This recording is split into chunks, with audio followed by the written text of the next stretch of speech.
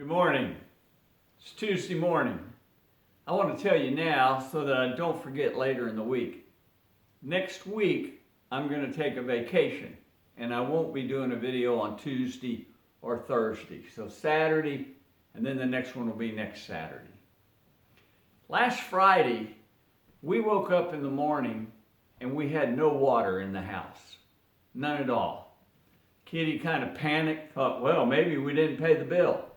I said, call the water company. So we did pay the bill. We called the water company and they told us that the water line was broke over on Porter, which is just a block from our house. So we had no water until late in the afternoon. During that process, we found out just how crazy we were, because inevitably through the course of the day we would go to the sink and turn it on, knowing that we had no water, but yet we still would turn the water on.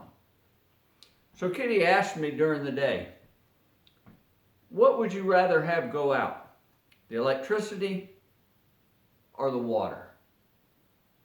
Well, you know, all my life I have basically thought of water as free.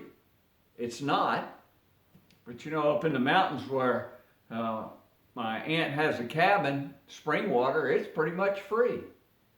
You know, in Davidson County, you double your water bill to pay for the sewer, and it's pretty expensive. But water is something that we always take for granted because it is always there when we turn the spigot. Do you realize how difficult it is to go all day knowing that you only have one flush left in the toilet? That's pretty tough. I think it's easier to go without electricity than it is to go without water. Did you ever think about the Lord's love? His steadfast love? Adam talked about that Sunday some in his sermon. What if that faucet turned off?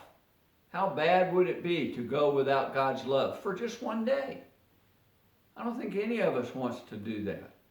And yet I think we take God's love for granted. If it was ever shut off, we would know how stranded and helpless we would be. But God always cares for us, always takes care of us, is always there. I want to read a verse this morning, and I'm going to read it out of the old NIV. It's not what we remember, probably.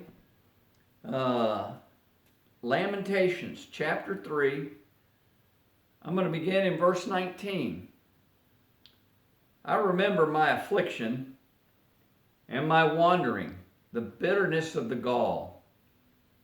I remember them, and my soul is downcast within me. Yet this I call in mind, and therefore I have hope. Because of the Lord's great love, we are not consumed, for his compassion never fails. They are new every morning. Great is your faithfulness. I say to myself, the Lord is my portion, therefore I will wait for him. What we tend to remember is a song that we sing, which is basically the same verses taken out of the American Standard Version. Those verses read like this: the steadfast love of the Lord never ceases. His mercies never come to an end. They are new every morning. Great is your faithfulness. The Lord is my portion, says my soul. Therefore I will hope in him. It's very hard to read those verses without singing. Be safe. Stay well out there.